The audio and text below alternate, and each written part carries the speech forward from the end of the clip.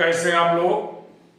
तो बच्चों मैं अब सॉल्यूशन के परासरण पढ़ाने के बाद अगला टॉपिक जो लेके आया हूं उसका नाम है प्रतिलोम परासरण। परासरण का अपोजिट इंग्लिश में कह सकते हैं रिवर्सिबल ऑस्मोटिक प्रेशर। तो रिवर्सिबल ऑस्मोटिक प्रेशर को हम इस सिद्धांत के आधार पर घरों में देखते हो आप आरओ लगा होता है, आरओ को हम पढ़ने जा रहे हैं। आरओ का मैकेनिज्म आज जानेंगे। बच्चों क्या है, जैसे हमारे पास कोई पात्र है, ये कोई एक पात्र है हमारे पास।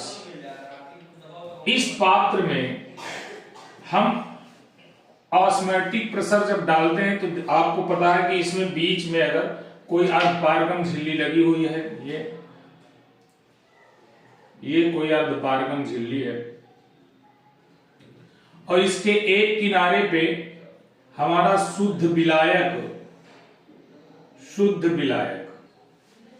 यहां पर भरा हुआ है, शुद्ध विलायक। और यहां पर मान लीजिए समुद्री जल भर देते हैं जिसमें कुछ मात्रा लवण की भरी होती है। समुद्री जल या लवणीय जल भरा हुआ है। तो परासरण में हमने पढ़ा कि जिस विलायक की, ये शुद्ध विलायक या जल है, जिस विलायक की सांद्रता विलायक की ओर से अगर देखा जाए अधिक है, विलायक ज्यादा है, तो ज्यादा विलायक की कम मात्रा की ओर गमन करने लगता है। या फिर हम कह दें कम सांद्रता वाला विलयन अधिक सांद्रता वाले विलयन की ओर गमन करता रहता है। तो मान लीजिए इसके कण इधर को गमन कर रहे हैं।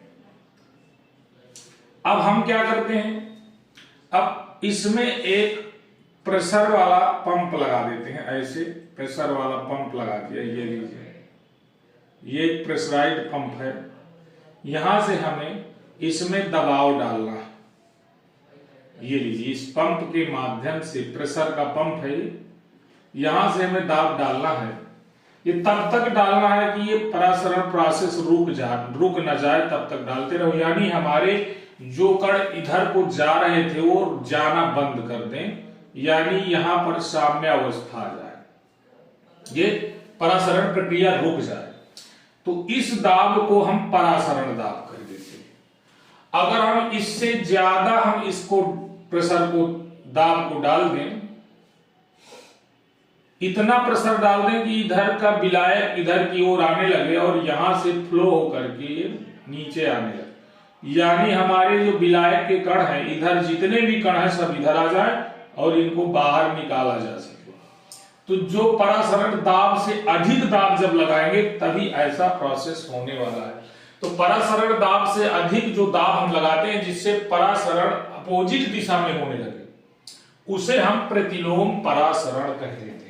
तो प्रतिलोम परासरण ये कब बनेगा, जब ये परासरण प्रक्रिया उल्टी दिशा में होने लगे। यानी इसकी परिभाषा हम लिखेंगे, वह दाब, वह परासरण दाब जिसमें अधिक सांद्रता वाले विलयन से विलायक के कण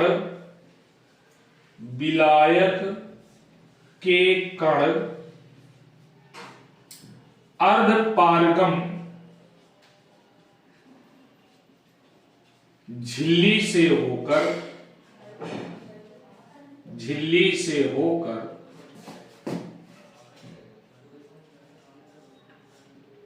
कम सांद्रता वाले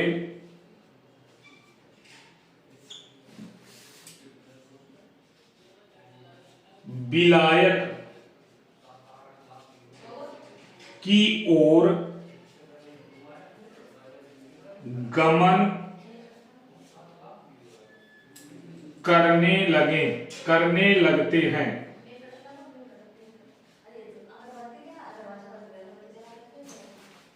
प्रतिलोम परासरण कहलाता है। प्रतिलोम लोम परासरण दाब कहलाता है।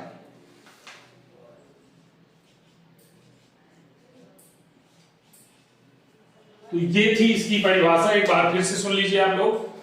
वह परासरण दाब जिसमें अधिक सांद्रता वाले विलयन से विलायक के कण अर्धपारगम झिल्ली से होकर कम सांद्रता वाले विलायक की ओर गमन करने लगते हैं, प्रतिलोम परासरण दाब कहलाता है। यानी हम जब इतना प्रसर डाल दें कि जो परासरण प्रक्रिया थी, कम सांद्रता वाले कण इधर को जा रहे थे अधिक सांद्रता की ओर, तो इतना प्रसर डाल दें कि ये अधिक सांद्रता वाले कणों में जो विलायक के कण है वो कम सांद्रता वाले विलायक की ओर, कम सांद्रता की ओर विलायक की ओर चलने आ जाए, और यहां पर इसको किसी पात्र के माध्यम से एकत्रित कर लिया जाए। यानी इस प्रक्रिया से हम लवण जो इसमें घुले हुए साल्ट हैं, साल्ट को अलग कर सकते हैं। यानी यहां पर शुद्ध जल प्राप्त किया जा सकता है। शुद्ध जल प्राप्त करने के लिए ये प्रोसेस किया जाता है। तो आप जान गए होंगे कि आरओ जो हम घरों में लगवाते हैं वो इसी की क्रिया विधि द्वारा आरओ कार्य करता है। आरओ में जो कठोर जल जो भी कठोर जल है, तो कठोर जल में ढेर सारे साल्ट घुले होते हैं। जैसे आपके बाइकार्बोनेट है, सल्फेट है, क्लोराइड है, ये सब घुले होते हैं। मैग्नीशियम है, कैल्शियम है आदि के जो भी घुले कठोर कण होंगे वो सीधा यहां से प्रेशर के माध्यम से यहीं पर रह जाएंगे इधर, और शुद्ध जल इधर आकर के एकत्रित कर लिया जाता है। तो जो आरओ में एकत्रित जल है, तो जितनी अधिकता से प्रेशर डालेंगे उतनी ही क्षमता का शुद्ध जल प्राप्त किया जा सकता है। तो प्रतिलोम परासरण हमारा यही इसी के क्रिया विधि के आधार पर हमने आरओ का निर्माण किया। तो बच्चों जान लीजिए कि जो हमारा प्रतिलोम परासरण है वो परासरण प्रक्रिया के जस्ट अपोजिट अधिक मात्रा में दाब जो लगाते हैं वही परासरण दाब कहलाता है। जो प्रक्रिया है वो प्रक्रिया परासरण के विपरीत अगर होने लगे तो उसे हम प्रतिलोम परासरण प्रक्रिया कह देंगे। बस इतना है, इसमें ज्यादा कुछ नहीं है। आप इस परासरण प्रक्रिया को आसानी से समझ लीजिए। परासरण जब कहेंगे तो दाब हटा देंगे, यहां भी दाब हटा देंगे। वह परासरण जिसमें अधिक सांद्रता वाले विलयन से विलायक के कण अर्धपारगम झिल्ली से होकर कम सांद्रता वाले विलायक की ओर गमन करने लगे। विलयन की ओर लिख सकते हो, विलायक की जगह विलयन की ओर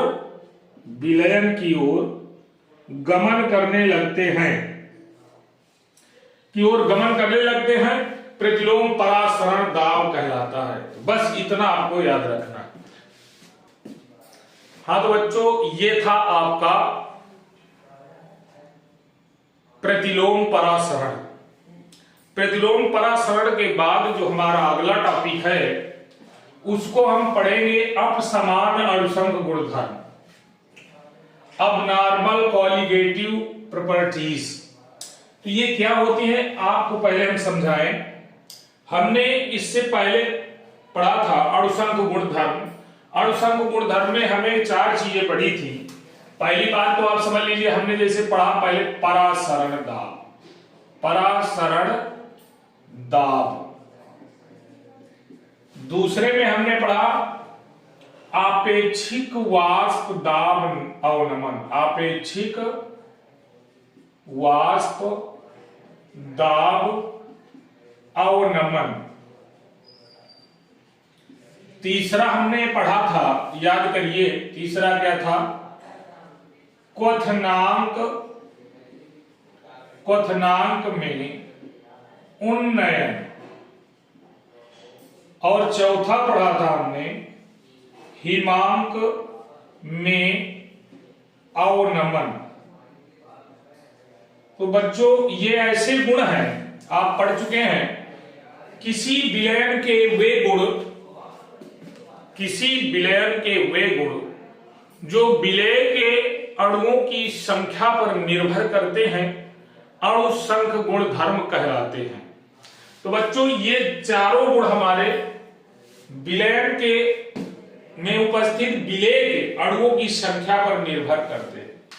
यानी हमने जैसे परासरण दाब की चर्चा की तो पीवी बराबर एनआरटी आपने पढ़ा था, पीवी बराबर एनआरटी। तो यहां पर जो परासरण दाब है पाई प्रोपोर्शनल एन, यानी ये अणुओं की संख्या n के समानुपाती होगी। अगर n बढ़ेगा तो हमारा परासरण दाब बढ़ेगा। इसी प्रकार आपेक्षिक वाष्प दाब में हमने पढ़ा था P नॉट माइनस PS बटे P नॉट बराबर स्मॉल n अपान small n plus capital n। इसको अगर हम क्रॉस मल्टीप्लाई भी कर दें इसमें तो ये बन जाएगा P नॉट माइनस PS बराबर P नॉट और इसके आगे अगर हम लिख दें स्मॉल n बटे small n plus capital n। आप देख रहे हो, अगर इसको देखा जाए तो ये जो P नॉट माइनस PS है ये पूरे अणुओं की संख्या पर निर्भर करता है। तो यानी हम लिख सकते हैं P not minus PS proportional small n। ये जो वाष्प दाब में अवनमन होगा वो भी अणुओं की संख्या पर ही निर्भर करता है, ये हम पढ़ चुके हैं। क्वथनांक में उन्नयन की चर्चा करें अगर हम तो आप देखे हैं क्वथनांक डेल्टा टीवी बराबर 1000 kV मल्टीप्लाई W अपान M और W सफिक्स इसको हम B कहेंगे और इसको A कहेंगे। तो अब आप समझ लीजिए कि ये जो W अपान M और ये B है विलय का द्रव्यमान बटे मोलर द्रव्यमान, ये डेल्टा टीवी के प्रोपोर्शनल हम लिख सकते हैं WB अपान ये हो जाएगा M सफिक्स B, इसके प्रोपोर्शनल n हो जाता है। यानी जितने अणुओं की संख्या बढ़ाएंगे उतना ही क्वथनांक में भी उन्नयन होगा। अगला पॉइंट ये हिमांक में अवनमन की बात करें तो डेल्टा टीवी TF हो जाएगा बराबर 1000 KF W suffix B upon M suffix B multiplied W suffix A होता है इसका फार्मूला। इसमें भी आप देख लीजिए जो विलय का भार है वो W भी है और विलय का भार है M सफिक्स B। इन दोनों के जो प्रोपोर्शनल की बात आएगी तो डेल्टा TF प्रोपोर्शनल WB अपान M सफिक्स B आ जाएगा। इसको भी हम प्रोपोर्शनल करके स्मॉल n लिख सकते हैं। यानी विलय के अणुओं की संख्या बढ़ाएंगे तो यहां पर आप समझ लीजिए डेल्टा TF बहुत ज्यादा मात्रा में इसका अवनमन होगा। तो ये जो हमारे पूरे मान है ये आप देख रहे हो सूत्र द्वारा निर्धारित मान है। तो इन मानों को अगर हम देखें तो वास्तविक मान और इन मानों में क्या अंतर होता है, इसी के लिए हम अपसमान अणुसंख्य गुणधर्म बनाया गया। तो देखिए अपसमान अणुसंख्य गुणधर्मों के बारे में अब जानते हैं।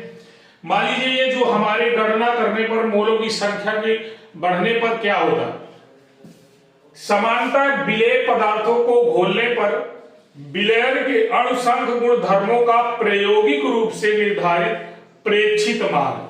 हम अगर प्रायोगिक रूप से निकाला गया कोई भी मान हम प्रयोगशाला में निकाल लिए हैं वो फिक्स है। जैसे जल का प्रायोगिक वैल्यू 100 डिग्री सेल्सियस क्वथनांक के रूप में है वो फिक्स है। तो वो जो प्रायोगिक निर्धारित जो प्रेक्षित मान है उनके सूत्र द्वारा परिकलित, अब ये जो सूत्र है इनके द्वारा भी अगर हम किसी चीज को निकाले या हमारा मोलों की संख्या, टेम्परेचर, वॉल्यूम, प्रेशर कुछ भी निकाले तो जो पहले से निर्धारित प्रायोगिक वैल्यू है वो उसकी पहले से है वो फिक्स है। अगर हम सूत्रों के द्वारा हम किसी वैल्यू को निकालें जैसे WB निकालना चाहते हैं या मोलर मास MB निकालना चाहते हैं तो वो सूत्र द्वारा परिकलित अपेक्षित मानों के बराबर ही आता है, लगभग बराबर आता है। लेकिन होता क्या है, बराबर तो आएगा कितना थोड़ा बहुत अंतर है, परंतु कुछ विलेय पदार्थ हैं हमारे, कुछ ऐसे सॉल्यूशन में जब विलेय पदार्थ हैं जिनको घोलने पर उनकी अणुओं की संख्या बहुत मात्रा में बढ़ जाती है, और अणुओं की संख्या जब बढ़ेगी तो ज्यादातर विद्युत अपघट्य पदार्थों में ऐसा होता है, क्योंकि उनका आयनन तीव्र गति से हो जाता है, 100% आयनित हो जाते हैं जो आपके प्रबल विद्युत अपघट्य हुए, तो अणुओं की संख्या बढ़ना तय है। तो जैसे ही उनके अणुओं की संख्या बढ़ेगी और उसके प्रेक्षित मान को अगर हम देखेंगे तो वो अलग होगा, प्रायोगिक मान अलग होगा और सूत्र द्वारा निर्धारित मान अलग होगा, या तो कम होगा या तो फिर ज्यादा होगा। तो देखिए, परंतु कुछ विलेय पदार्थों को घोलने पर विलयन के प्रयोगात्मक रूप से निर्धारित जो मान होंगे वो प्रेक्षित अणुसंघ गुणधर्मों का मान उनके सूत्रों द्वारा परिकलित मानों से या तो कम होंगे या ज्यादा प्राप्त होते हैं। ऐसे प्रयोगात्मक अणुसंघ गुणधर्मों के मान अपसमान अणुसंघ गुणधर्म कहलाते हैं। और इसी प्रकार अगर उसका किसी पदार्थ का मोलर द्रव्यमान जो प्रयोगात्मक रूप से हमें मान पता है, उसको अगर हम सूत्र द्वारा निर्धारित करेंगे तो उसका मोलर द्रव्यमान कम या ज्यादा प्राप्त होगा, जिसे असमान या अपसमान अणुसंघ गुणधर्म कहेंगे। तो बच्चों, ये हमारे अपसमान या असमान अणुसंघ गुणधर्म है। इसमें आपको अब यहां से हमें समझना पड़ेगा कि अणुसंघ गुणधर्म ऐसा क्यों होते हैं। तो ये वांट हाफ गुणांक यानी वियोजन की मात्रा पर निर्भर करते हैं। तो अब आगे हम इस वीडियो में पढ़ेंगे वियोजन की मात्रा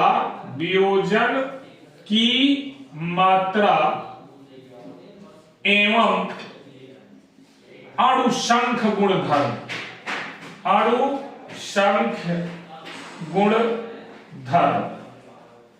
ये अणुसंघ गुणधर्म नहीं, सॉरी, वियोजन की मात्रा एवं वांट हाफ गुणांक। अब हमको पढ़ना है वियोजन की मात्रा और वांट हाफ गुणांक तथा इनमें संबंध। तो जो हमारा अगला वीडियो होगा उसमें हम पढ़ेंगे वियोजन की मात्रा एवं वांट हाफ गुणांक। तो बच्चों, इस वीडियो में 2 टॉपिक आपके लिए पर्याप्त है, नहीं तो वीडियो बहुत बड़ा हो जाएगा। जो बच्चे हमारे इस वीडियो को नए बच्चे देख रहे हैं वो तुरंत इसको सब्सक्राइब कर लें, जिससे हमें रोज नए नए अपडेट मिलते रहे। तो चलिए फिर मिलते हैं कल।